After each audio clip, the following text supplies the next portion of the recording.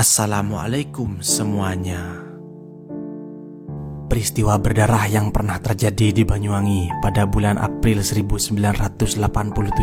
Peristiwa yang dikenal sebagai pembantaian Banjarsari dengan korban 32 orang, di mana 18 orang tewas di tempat, 2 orang meninggal di rumah sakit Belambangan, dan sisanya mengalami luka serius akibat bacokan.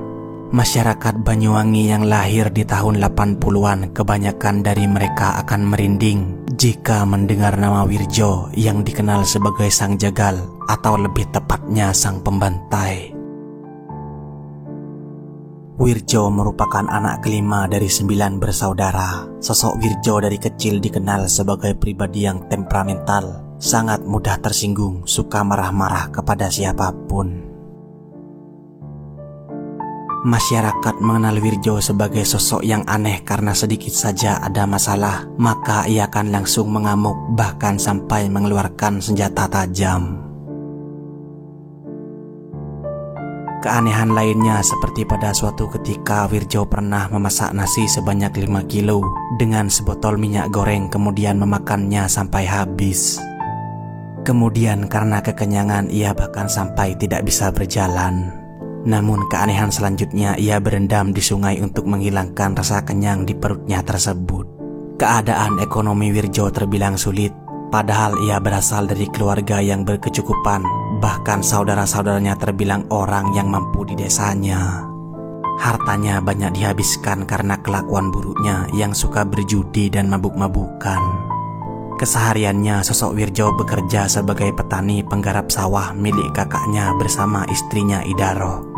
Wirjo bersama istrinya belum dikaruniai anak hingga umur 40 tahun, namun ia mengadopsi anak perempuan. 2 hari sebelum peristiwa terjadi, paman Wirjo yang bernama Sutejo sempat melihat Wirjo sedang mengasah jombretnya. Namun ketika ditanya untuk apa, ia kemudian cuma menjawab dengan singkat bahwa itu akan digunakan untuk menjaga diri. Hingga kemudian di tanggal 14 April 1987, setan apa yang merasuki Wirjo saat ia sedang membawa sapi di saat istrinya sedang mencakul di sawah. Wirjo meminta istrinya untuk minggir, namun istrinya menjawab bahwa sapinya masih bisa lewat. Seketika itu Wirjo langsung naik pitam dan memukul istrinya bertubi-tubi. Bahkan pecut yang biasa digunakan untuk memukul sapi digunakan untuk memukul istrinya. Peristiwa itu disaksikan oleh tetangganya yaitu Darmi. Istrinya kemudian berlari entah kemana. Begitu juga dengan Darmi, juga saksi lainnya juga langsung pergi dari tempat itu. Darmi langsung pergi ke rumah orang tuanya di desa Kemiren, kecamatan Gelagah. Wirjo kemudian pulang mencari istrinya, namun tidak ditemui di rumahnya. Wirjo kemudian melanjutkan pencarian ke rumah mertuanya. Di rumah mertuanya kemudian ia mengamuk hebat yang disaksikan oleh warga yang tidak bisa berbuat apa-apa karena sudah tahu tabiat Wirjo yang temperamental. Setelah itu Wirjo pulang ke rumahnya. Keesokan harinya pada tanggal 15 April, Wirjo kembali mengasah jombret miliknya sambil memperhatikan anak angkatnya Reni yang berusia 4 tahun, yang saat itu sedang bermain dengan temannya yang bernama Arbaiyah.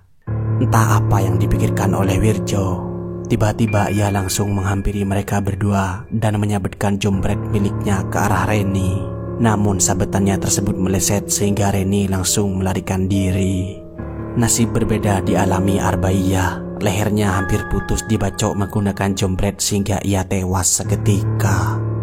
Wirjo kemudian langsung menyambangi tetangganya, namun ia masuk dari pintu dapur dan kemudian bertemu dengan istri dari Maskur yang pada saat itu sedang memasak nasi. Kemudian ia langsung menyambat tetangganya tersebut. Melihat istrinya ditebas oleh Wirjo, Maskur yang berusia 80 tahun kemudian melawan, namun berhasil ditebas oleh Wirjo hingga tewas. Selanjutnya layaknya orang kesurupan, ia pun berteriak dan berlari ke arah sawah dan langsung menyerang siapa saja yang ditemuinya. Kemudian warga laki-laki melakukan pencarian terhadap Wirjo, namun tidak berhasil ditemukan. Yang ada hanyalah mayat dari para korban, salah satunya Bu Isah yang sedang mencari rumput. Kemudian Wirjo bertemu dengan Istiana, pelajar SMP yang masih berumur 15 tahun. Ia pun mengejarnya dan Istiana berusaha berlari sambil berteriak histeris. Namun pada akhirnya ia pun terkena sabetan dari jomret dan Istiana pun tumbang bersimbah darah. Di tempat lain juga ditemukan dua jasad Mbah Swenda, yaitu 73 tahun dan juga Mbak Taman 75 tahun. Nasib mereka sama dengan seperti korban yang lainnya, meninggal dengan luka sabetan di leher dan di punggung. Selanjutnya Wirjo bertemu dengan salah seorang anggota Karma atau keamanan rakyat yang merasa curiga dengan pakaian Wirjo yang penuh darah. Sedetik kemudian Wirjo menyerang, namun karena anggota Karma tersebut ahli bela diri, ia berhasil menghindar. Hanya saja dua jarinya terputus karena sabetan Wirjo. Dan pada akhirnya ia berlari mencari bantuan. Korban tumbang di mana-mana yang totalnya mencapai 32 orang.